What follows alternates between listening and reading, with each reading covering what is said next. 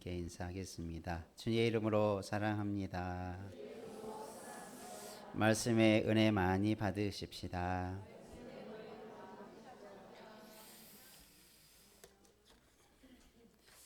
사람이 살다 보면 의미 있는 것들을 많이 경험한다고 합니다.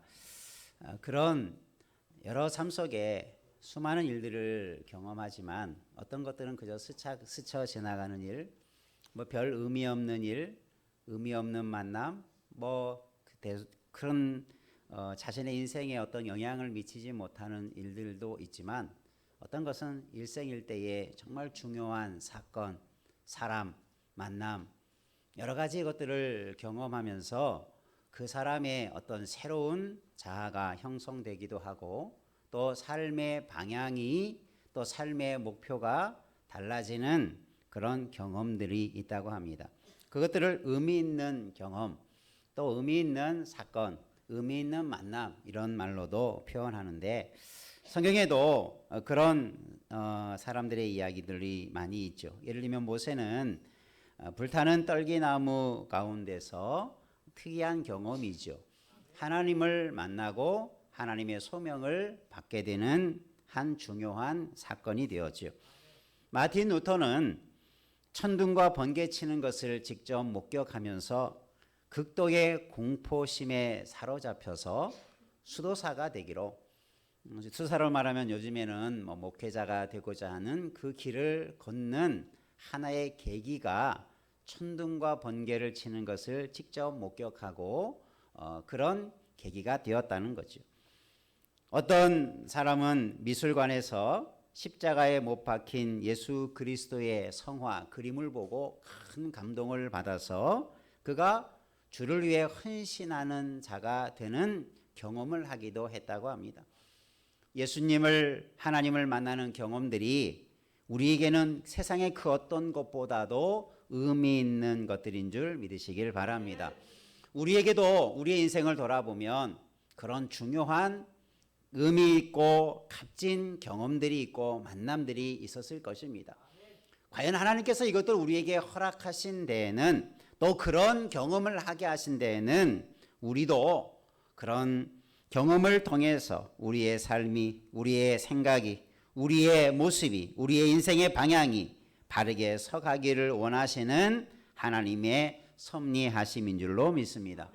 우리가 잘 아는 말씀, 오늘 말씀은 사도 바울이 예수 그리스도를 만나는 일생의 가장 중요한 경험을 하게 되지요. 예수 그리스도를 믿는 사람을 박해하러 가다가 예수님을 만나는 경험을 통해서 그의 삶에 가장 의미 있는 것들을 발견하게 되고 삶을 살게 되어지는 가장 중요한 계기가 되었다는 사실이죠. 오늘 말씀을 통해서 과연 사도 바울은 이런 중요한 경험들을, 의미 있는 경험들을 통해서 그가 어떻게 변화되었는가, 그가 어떤 과정을 겪었는가를 통해서 우리들도 하나님을 만나는 경험, 은혜의 많은 경험들을 통해서 더 온전한 삶, 더 새로운 삶을 살게 되는 축복의 삶이 있기를 주의 이름으로 축원합니다. 한번 옆에 분하고 다녀합시다. 주님을 만난 경험들이, 주님께 받은 은혜들이 새로운 삶을 사는 계기로 삼으십시다. 사도 바울이 어떤 경험과 어떤 변화가 있었는가? 오늘 말씀에 다 읽지 않았지만 9장을 살펴보면 사도 바울이 예수님을 만나게, 빛 가운데서, 강렬한 빛 가운데 예수님을 만나게 되죠. 그러면서 바울이 묻습니까? 당신이 누굽니까? 라고 물었을 때 내가 박해하는 예수다. 내가 지금 나를 믿는 사람들을 박해하고 잡아다가 옥에 가두려고 하는, 내가 알고 있었던, 내가 그동안 들어서 알았던 예수가 바로 나다. 그런데 이때까지 사도 바울은 예수님에 대한 잘못된 생각, 예수님에 대한 잘못된 그런 생각이 사로잡혀 있었던 때였지요. 그런데 이런 예수님의 음성과 환상을 보고 나서 그는 새롭게 되어져가는, 어떻게 보면 인생이 새롭게 되어지는, 그래서 사도 바울은 후에 서신서에서 이 경험들을, 또 사도행전 후반에 보면 자신의 만난 이 경험들을 간증하면서 하나님을 전하는, 예수를 전하는 자가 되게 되었죠. 그러면서 그는 자기가 만난 예수님에 대해서, 그리고 자기가 경험한 것이 자신의 인생의 어떤 방향의 전환이 되었는가를 잘 간증하는 내용이 잘 담겨져 있습니다. 예수님을 만난 과정 속에서 특별한 오늘 본문의 말씀에 보면 어떤 표현이 있냐면, 주께서 너를 다시 보게 하신다 라는 표현이 있습니다. 이 빛 가운데 임한 예수님을 바라보고 그가 눈이 잠깐 보이지 않는 그런 현상을 겪게 되죠. 사흘 동안 아무것도 보지 못하고 먹지 못하는 상황 속에서 아나니아라는 제자를 통해서 주님은 그렇게 말씀합니다. 내가 다시 보게 될 것이다. 육신의 눈이 다시 보게 되는 것만을 의미하는 것은 아닐 것입니다. 그가 인생을 새롭게 보는 영적인 눈이 열려지고 세상을 바라보고 주님을 바라보는 새 사람이 되고 새로운 경험을 하게 되는 새 삶의 시작이, 새롭게 되어지는 시작이 바로 예수님을 만나고 있는 이 다메섹의 경험이 그에게 일생에 너무나 중요한 사건이 되었죠. 그래서 그는 그의 남은 전 생애를 주를 위해 헌신하는 사도로서의 삶을 살게 되는 것을 보게 됩니다. 여러분, 이러한 사건은 사도 바울에게나 혹은 성경의 어떤 특별한 은혜를 받은 사람에게만 주어지는 은혜가 아니고 오늘 우리 모두에게도 주어지는, 주님을 만나는 우리 모두에게 주어지는 은혜인 줄로 믿습니다. 여러분, 주를 만났습니까? 하나님을 만났습니까?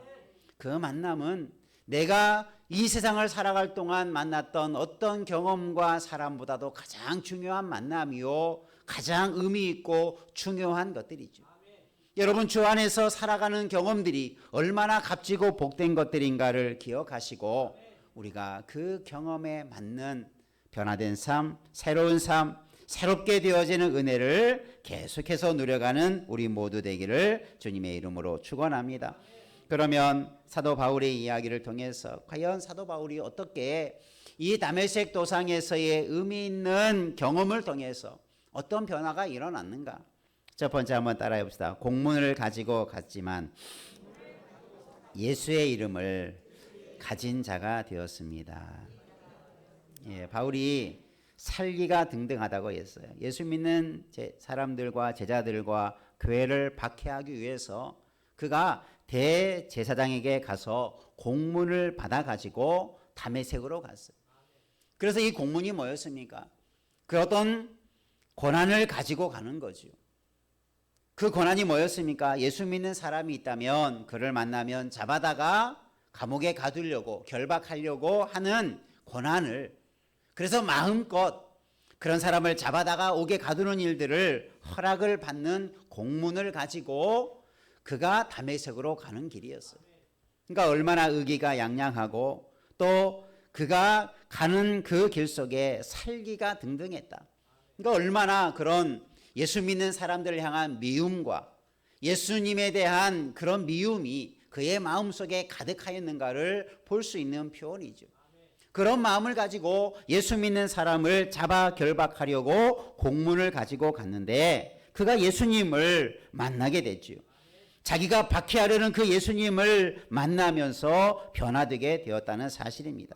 그러면서 15절 말씀에 보면 내 이름을 오늘 다 읽지 않았지만 내 이름을 이방인과 임금들과 이스라엘 자손들에게 전하기 위하여 택한 나의 그릇이라, 이런 말씀을 듣게 되어지는데 여기서 전하기 위해서 택한 나의 그릇이다 라는 표현이 있습니다. 이 번역 성경에 보면, 특별히 표준 성경에 보면 이 부분을 어떻게 번역하냐면, 전하기 위한이라는 것을 어떻게 번역하냐면 내 이름을 가지고 전하기 위해서라고 이렇게 번역하고 있어요. 그러니까 그냥 전하기 위해서가 아니라 예수 그리스도의 내 이름을 가지고 가서 전하기 위해서라는 말로 번역을 하죠. 그러니까 이 사도 바울이 그가 처음에 다메섹으로 갈 때는 그 손에 뭐가 들려 있었어요? 공문이 들려 있었지요. 예수를 믿는 사람들을 박해할 그런 고난과 그런 위임을 가지고 마음껏 그런 일을 하려고 공문을 가지고 갔는데 예수님을 만난 이후에 그에게 뭐가 들려졌습니까? 예수의 이름이 들려졌다는 거예요. 그래서 이제는 그가 예수의 이름을 가는 곳마다 증거하는 사람이 되었다. 그러니까 얼마나 놀라운 변화입니까? 예수님을 믿는 사람을 박해하는 자가 예수의 이름을 전하는 자로 변화되었다라는 사실을 성경은 분명하게 잘 설명해 주고 있습니다. 여러분, 저와 여러분이 예수님을 만나는 데에는 다 의미가 있어요. 아주 중요한 의미가 있어요. 그냥 예수 믿고 내가 구원받는 것 그 하나만 여러분 생각하지 마시고 나를 왜 불러주셨을까? 사울과 같은 내 인생을 하나님께서 왜 만나 주셨을까? 심지어 주를 핍박하던 사울을 왜 주님께서 직접 만나 주셔서 그를 변화시켜 주었을까? 여러분, 거기에는 중요한 의미가 담겨져 있는 거죠. 여러분, 하나님을 만난 데에는 세상의 그 어떤 것보다 가장 중요한 의미가 들어있음을 기억하시기를 바랍니다. 하나님이 주님이 나를 만나 주신 데에는 가장 중요한 의미들이 그 안에 담겨져 있어요. 여러분, 우리도 주님을 만났다면, 내가 주님과 하나님을 만났다면 우리가 주의 이름을 들고 나서는 자 되기를 또한 주님의 이름으로 축원합니다. 이제 주의 이름을 들고 마음껏 내가 만난 주님을 증거하고 바울처럼 간증하고 그것을 세상에 증거하며 하나님을 전하는 자 되기를 주님의 이름으로 축원합니다. 그것이 사도 바울이 주님을 만난 삶 속에서 새롭게 깨달은 인생의 그런 의미였죠. 여러분의 인생의 의미들을 우리 젊은이들이 종종 인생을 방황하면서 내가 누군가, 내가 어떤 인생을 살아야 되는가, 내가 어떤 삶을 살아야 되는가, 나는 인생의 어떤 길을 목표로 내 인생을 살아갈 것인가 많이 고민도 하고 그런 길을 젊을 때 많이 찾기도 하죠. 그러면서 어떤 사람은 인생길을 찾은 사람이 있고 좀 안타깝지만 어떤 사람은 그것을 찾지 못해서 방황하는 인생을 사는 사람을 보면 참 안타까워요. 제가 아는 어떤 한 분은 참 나이가 지금 연세가 많이 드셨는 분인데 젊을 때 참 머리가 좋아서 우리나라에서 유수한 대학에 들어갔어요. 그런데 그 들어간 것이 자신의 새로운 길과 인생의 좋은 길로 인도해 가는 역할을 한 것이 아니라 그것이 올무가 되어져서 어떤 것을 할 때 나는 어디 대학 나온 사람인데 그 이름 때문에 아무것도 하지 못하는 거예요. 해야 될 일을 하지 않고 내가 이런 대학 나왔는데 이런 일을 할 수 있느냐, 내가 이런 대학 나왔는데 사람들이 나를 인정해 주지 않는 그런 직장이나 일을 아무것도 하지 못해서 평생 그냥 그 인생을 방탕한 인생을 살아갔던, 술에 쩌들어 살아갔던 그 참 안타까운 인생을 본 적이 있어요. 여러분, 오늘 우리가 세상의 그 어떤 것이 우리 인생을 가치 있게 만드는 것이 아니에요. 여러분, 주님을 만난 것이 내 인생의 최고의 경험이요 가장 아름답고 귀중한 경험이 된 줄 믿으시기를 바랍니다. 그래서 먼저는 우리들도 바울처럼 내가 만난 주님을, 그 이름을 가지고 그 주님의 이름을 증거하는 일에 우리가 쓰임받는 자 되기를 주의 이름으로 축원합니다. 주님이 나를 부르시고 만나신 이유에는 바로 그런 의미들이 다 담겨져 있다는 사실이죠.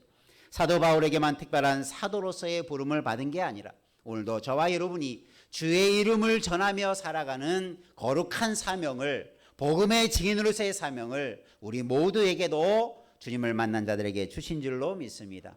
여러분, 힘써 내가 만난 주님을 전하는 자 되기를 주의 이름으로 축원합니다. 다시 한번 옆에 분하고 한번 다짐하시다. 내가 만난 주님을, 예수의 이름을 가지고 전하는 자가 되십시다.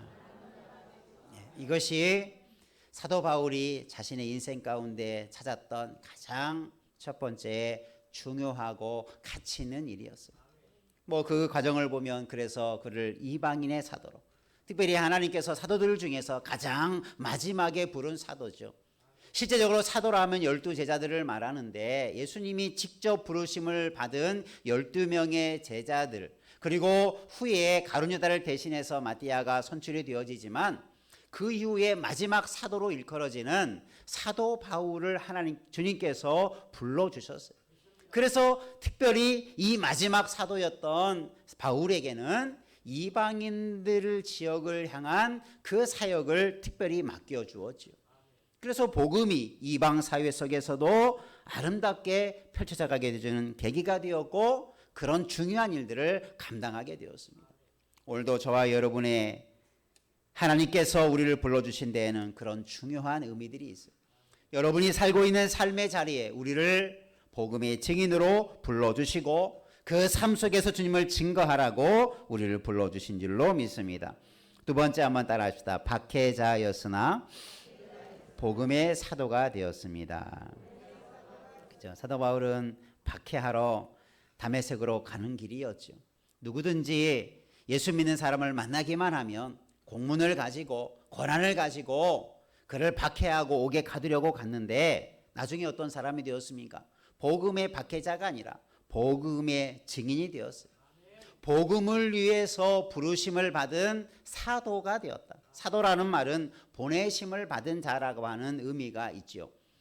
일반적으로 사용할 때는 특사, 정부에서 왕이나 임금이 그저 특별히 어떤 위임을 해서 어떤 목적을 위해서 보내는 사람을 이 아포스톨로스라고 하는 단어를 사용하는데 이게 바로 사도로 번역이 되어 있어요. 그러니까 예수님의 특별한 일을 위해서 보냄을 받은 사람이 되었다. 처음에는 어떤 사람이었다고요? 박해하는 사람이었는데 주님의 특별한 사명을 감당하는 사도가 되었다. 얼마나 놀라운 변화입니까? 180도 변화된다고 하죠. 사람이 큰 경험을 하면 그런 경험들, 앞에서 잠깐 제가 소개했던 여러 사람들의 그런 의미 있는 경험들이 그 사람의 인생의 방향을 완전히 변화시키는 거예요. 여러분 예수 믿고 내 인생에 변화가 없고 예수를 만났다라고 생각하는데 내 인생의 의미를 발견하지 못하고 하나님이 내게 주신 소명을 깨닫지 못하고 내가 무엇을 위해 인생을 살아야 되는지 그 길을 찾지 못했다면 여러분 우리가 심각하게 다시 주님 앞에 물어야 돼요. 주님이 나를 왜 불렀습니까? 주님이 나를 왜 택하여 주셨습니까? 주님이 나를 왜 지금의 자리에 세웠습니까? 여러분 그러면서 사도 바울과 같이 복음을 위해 살아가는 그런 사명을 받으시기를 주님의 이름으로 축원합니다. 내가 나를 어찌하여 박해하느냐라고 물으시면서 이제는 내가 박해하는 자가 아니라 이제는 나의 복음을 위해서 그 복음의 증거자로 사도로 사역을 감당할 것이라고 하는 그런 사명을 얻게 되는 거죠. 그러니까 사도 바울은 예수님을 만나고 사도라고 하는 거룩한 사명을 부여받게 되는 거죠. 그 사명을 위해서 사도 바울이 그동안 중요하게 여겼던 가치 있게 여겼던 모든 것들을 다 배설물처럼 버려버렸다. 쓸모없는 것처럼 그 모든 것들을 다 버리고 그 귀한 가치 있는 일을 위해서 평생을 살아가는 귀한 인생이 되었습니다. 우리도 인생을 그렇게 살아가기를 주의 이름으로 축원합니다.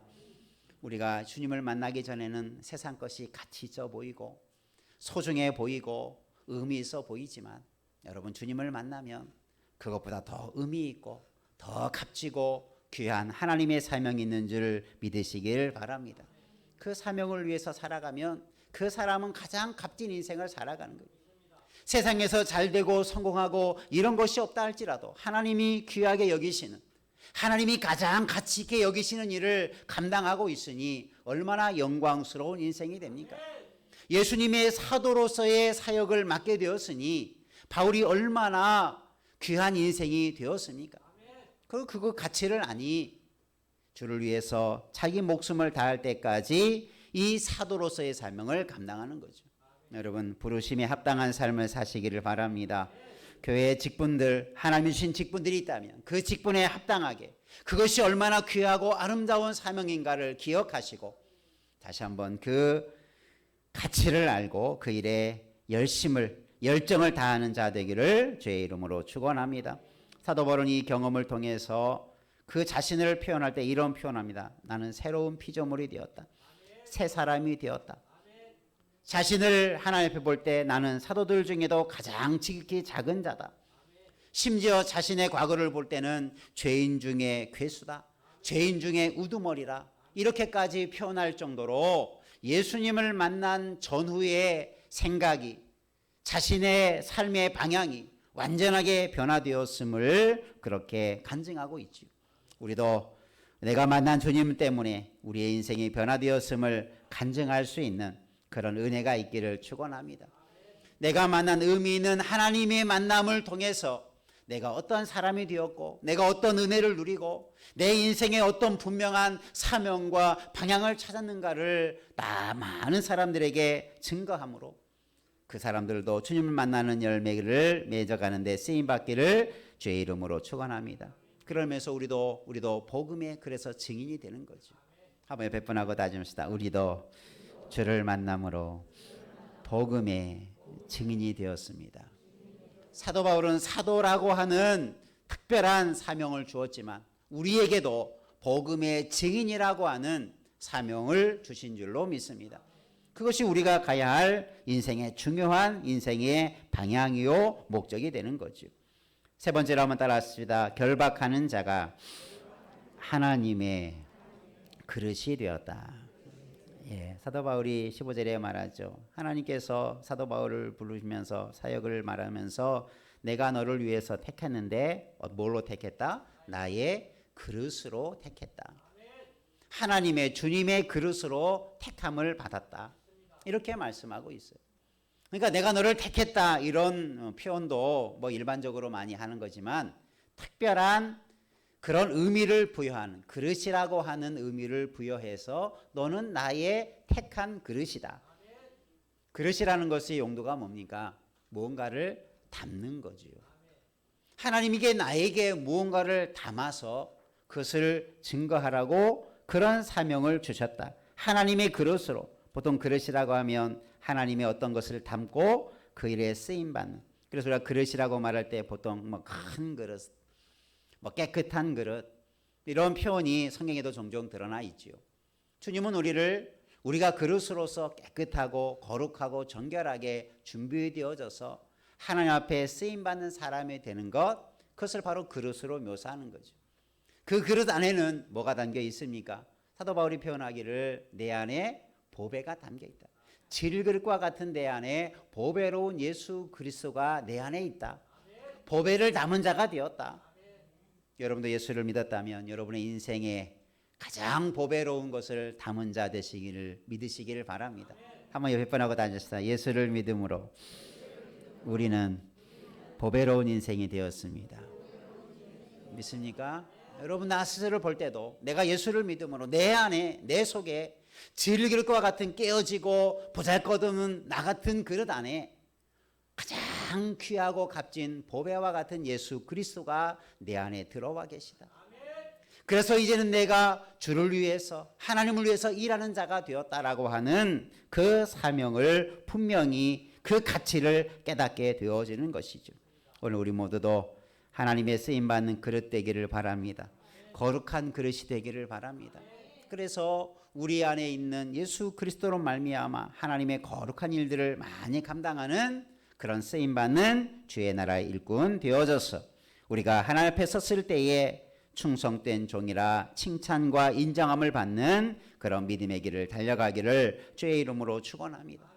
사도 바울은 이런 다메섹 도상에서의 값진 경험을 통해서 그의 인생이 180도로 이런 다양하게 변화가 되었어요. 그리고 그 변화된 삶을 평생 흐트럼없이 살아갔던 인생이 사도 바울의 인생이 되었습니다. 여러분도 사명감을 가지고 소명함을 가지고 주님이 나를 부르시고 나를 택하였던 그 의미가 무엇인가를 다시 한번 깨달아서 그 사명을 향하여서 달려가는 믿음의 용사 되기를 주의 이름으로 축원합니다. 바울은 예수를 만나기 전에는 열심도 그런 열심이 없었지요. 얼마나 열심히 극심하였는지, 그죠? 예수 믿는 사람, 특별히 이 7 집사 중에 하나 스데반이 죽을 때도, 돌로 맞아 죽을 때도 그 편에 서 있었던 자였어요. 그런 율법주의자였어요. 율법에 열심히 있었던 자였어요.